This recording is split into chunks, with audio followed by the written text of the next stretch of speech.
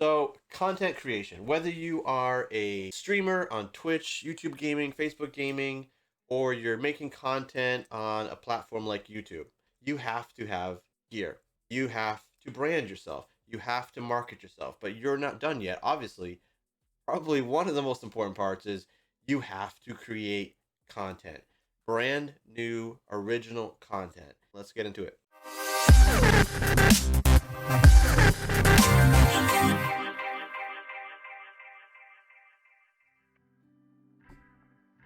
Hey everybody, welcome to the stream. I'm your stream guide Morphine. Tonight we're going to be talking a little bit about content creation as part of our stream guide series. This is part 4 of our 5-part series. The first parts were motivation. Why do you want to get into streaming? What are some good reasons? What do you want to get out of it? How to set goals. Our second part about gear, what you need, what you don't, when you need to get it. And our third part was about branding and marketing. When you're live streaming, you generally need to create an outline of what you want to talk about. Now, you're going to have a few different topics, because when you're live streaming, honestly, you're going to be talking for an hour, 2 hours or more, and you can't possibly script all that out. So what you need to do is you need to at least put an outline of what you want to talk about with maybe some bullet points underneath each of those sections, so that you kind of can keep yourself on track as you're going through and you don't end up like rambling or repeating everything you said.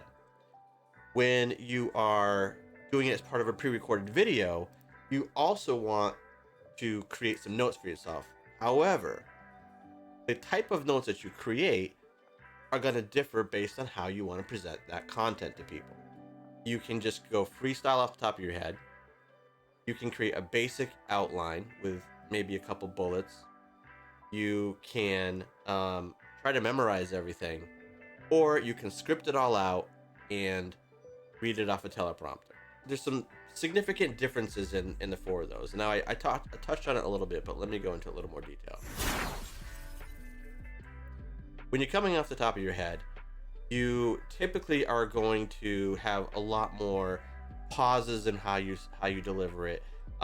Your eye contact that you can see mine is kind of darting all over the place, because when a person is thinking, your eyes kind of look in different directions depending on what you're trying to think of. So I'm not able to make perfect eye contact all the time, at least not until you get maybe a little more experience. But even then, you're still going to kind of be wandering around a little bit with your gaze.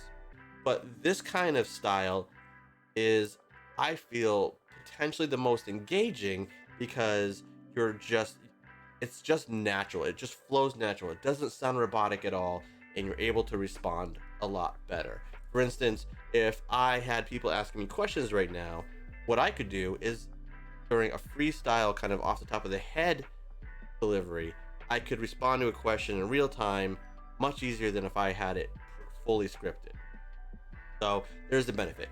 And another benefit of doing it freestyle like this is easier to kind of get in that flow and kind of just deliver that message. And it also requires the least amount of time when you're doing your prep, because you're not writing it word for word. We'll get into what that's like a little bit later, but you're not writing it word for word, which saves you a lot of that upfront time other than just writing that outline. The second style is when you are just doing an outline. In this one, you're going to write down the big topics you want to deliver, and you're going to have a few bullets underneath that for things that you want to kind of relay to people, just to keep you on track. It requires a little more time than doing it freestyle, because you actually are writing something down, but not as much time as fully scripting it, because you aren't writing word for word what you're doing. The delivery is going to be similar to what it is like when you're just freestyling it, because you don't have every word written down, but you're also kind of guaranteeing, to an extent, that you are going to not repeat yourself. The benefits of that are it's less time than scripting it, and you're able to keep yourself on track. On the downside, yeah, it does take a little more time than if you're just going completely freestyle. The third option is memorization. If you're like me, where memorization it's just not going to work out. Even if I'm doing a pre-recorded video, maybe I can memorize a couple lines, but then I got to stop, look at it, and start it up again. And that just requires a lot of editing time. So Memorization is okay, but it needs to be something that's short. In my opinion, it needs to be something that's short. And the fourth style is where you're reading it off a teleprompt. I do truly love doing that. The problem that I have with reading off a teleprompter is that until you kind of get practiced at it, and not just the script that you're reading, but the process of reading off of a teleprompter, you can come off a little wooden, just a little robotic. If you're using a remote with a teleprompter, which is a very common way to do it, you have to get the speed that it's going to come down. You have to understand how the remote works. So if you get a little too far ahead, if you're reading a little faster than it is, you got to speed it up. If you scroll a little too far, you have to be able to go back quickly. You have to understand how to use it. So it adds a little bit of complexity because now you have some device, whether it's your phone, whether it's a remote that you're holding, you have to have some extra device to help you get through that. Now, also on the negative side is it takes by far the longest amount of time to set up, because what you're doing is you're writing almost word for word what you plan on delivering. It definitely takes a lot of time to script it. And then once you do get it all perfect, throw it on the teleprompter, and then you got to practice your pace. Once you get that down, there is no other style that you're going to sound as good in. They're just hands down, reading it off a teleprompter, there's no other style that you will sound as good in, specifically around getting your message across and making perfect eye contact. You're making perfect eye contact because you're reading it off a teleprompter that is right in front of your camera. So that's a little bit about the delivery. All right, so let's break down the three components of creating your content. First is the hook.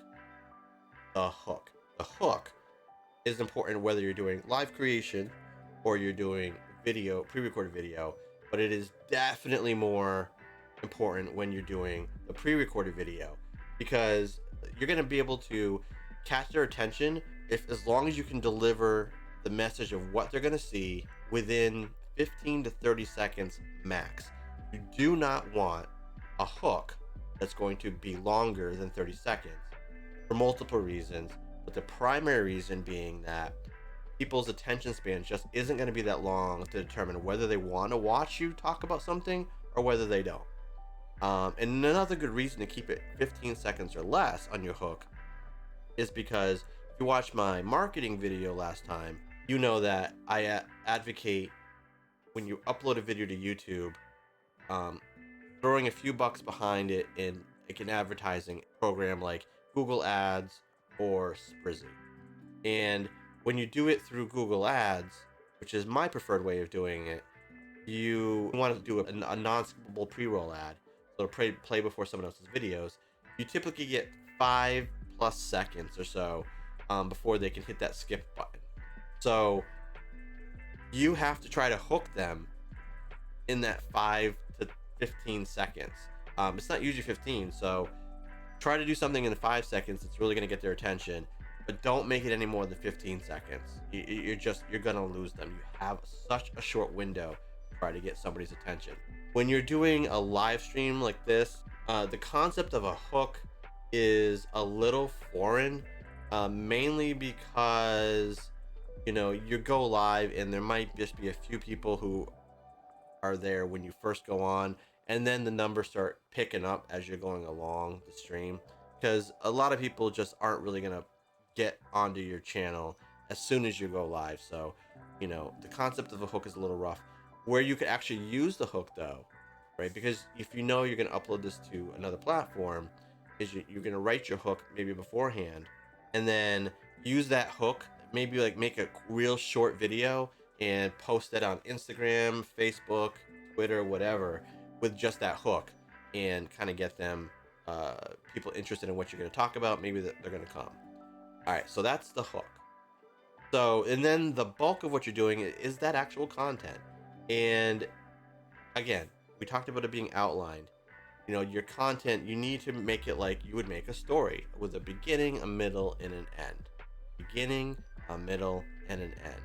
Make sure it's organized. When I do a live, as much as I have my notes on what I want to talk about in the order that I want to talk about it in, inevitably I'm going to end up repeating myself because, you know, it's not all written down word for word. I'm like, wait, did I just say that? Or I'm going to go into detail about something, and then I'm going to get on a tangent that wraps me back around to something I talked about 20 minutes ago. And that just means I have to go and do more editing and cut that out, or chop up what I said and make it kind of fit together in a more linear timeline. So you want to be cognizant of that fact too. So that's your content. Now, the last part is your call to action. So that is where you're telling the viewer, and this is whether it's live or pre-recorded. You're going to say, hey, if you like what you watch, please like and subscribe, or, you know, check out this other video. Now, your call to action is usually something that people will say goes at the end, but if you are recording a video and you reference something that maybe you talked about in another video, you can reference it by having a card pop up like on the upper left hand side of the screen, saying another video. That's another kind of call to action. So three components to your content creation script: book, your content, and your call to action. So I hope you liked it. Thank you very much, everybody. Hey, thanks for watching. If you enjoyed that video, please like, comment, and subscribe. And for more helpful tips and reviews, check out the videos over here.